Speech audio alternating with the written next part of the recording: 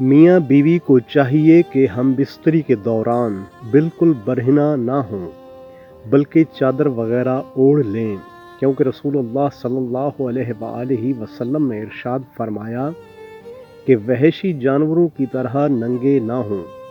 ننگے ہو کر بیوی سے مباشرت یعنی صحبت کرنے سے اولاد بے حیا پیدا ہونے کا خدشہ ہے۔ بیوی سے ہم بستری کے وقت زیادہ باتیں نہ کی جائیں کیونکہ گونگی اولاد پیدا ہونے کا اندیشہ ہے۔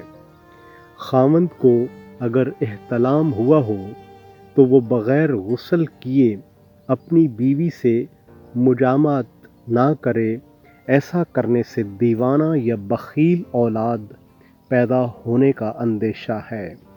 ہم بستری سے فراغت کے بعد میاں اور بیوی دونوں کو چاہیے کہ پیشاب کر لیں، نہیں تو کسی لا علاج مرض میں مبتلا ہونے کا اندیشہ ہے۔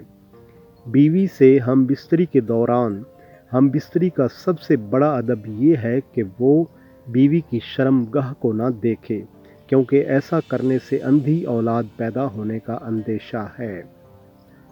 بیوی سے ہم بستری کے لیے بہترین وقت شب کا آخری حصہ ہے، کیونکہ اول شب میں معدہ غذا سے بھرا ہوتا ہے۔ بیوی سے ہم بستری کے وقت اس بات کا خاص خیال رکھا جائے کہ منہ قبلہ کی طرف نہ ہو۔ بیوی سے ملنے اور قربت کے بعد اپنے عضو کو دھو لینا چاہیے، اس سے بدن تندرست رہتا ہے، لیکن یاد رہے کہ مباشرت کے فوری بعد ٹھنڈے پانی سے نہ دھویا جائے، کیونکہ اس سے بخار ہونے کا اندیشہ ہے۔ بیوی سے ہم بستری سے فراغت کے لیے اپنے بدن کو نجاست سے دھو کر صاف کر لیں اور وضو کر لیں۔ بہتر ہے کہ جماع کے بعد جلد از جلد غسل کر لیا جائے، لیکن اگر کوئی مجبوری ہو یا آخری شب میں دوبارہ ہم بستری کا ارادہ ہو تو کم از کم فوراً وضو کر لینا چاہیے۔ بیوی سے ہم بستری کسی ایسی جگہ پر کی جائے جہاں پر کسی غیر کی نظر نہ پڑے، کیونکہ رسول اللہ صلی اللہ علیہ وآلہ وسلم نے ارشاد فرمایا، جو شخص پردہ میں چھپ کر بیوی سے جماع نہیں کرتا اس کے پاس فرشتے علیحدہ ہو جاتے ہیں اور شرمسار ہوتے ہیں، البتہ شیطان قریب ہو جاتا ہے۔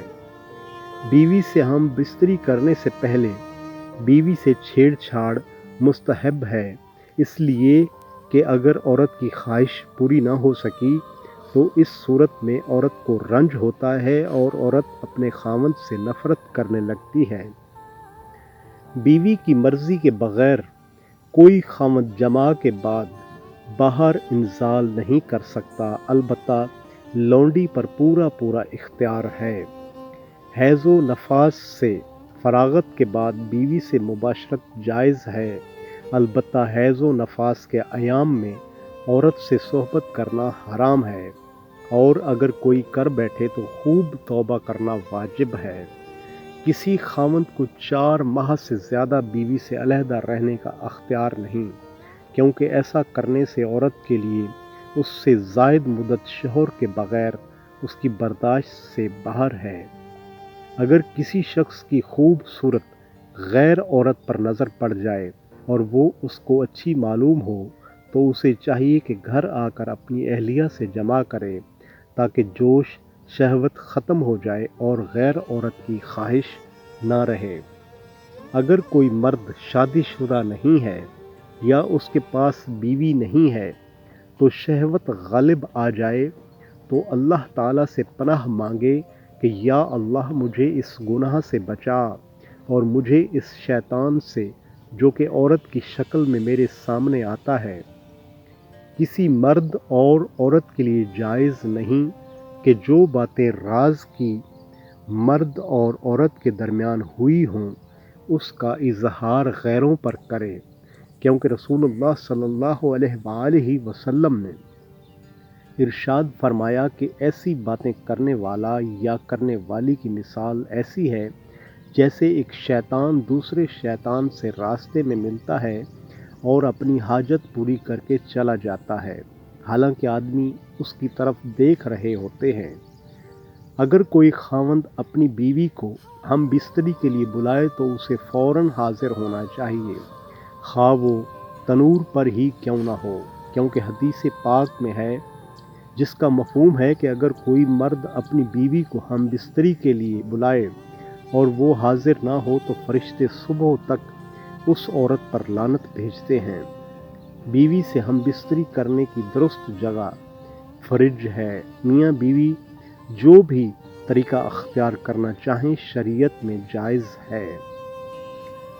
اسلام ہر کام میں اعتدال کو پسند کرتا ہے۔ بہتر ہے کہ بیوی سے زیادہ ہم بستری نہ کی جائے کہ وہ عاجز آ جائے، اور نہ بالکل چھوڑ دیا جائے کہ میاں بیوی کی جنسی خواہش ہی ختم ہو جائے اور اعضاء سکڑنا شروع ہو جائیں۔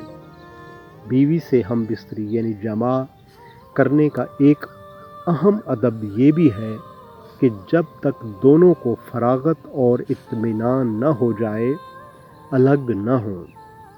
عورت کے فارغ ہونے سے پہلے الگ ہو جانا صحت کے اعتبار سے بھی مضر ہے۔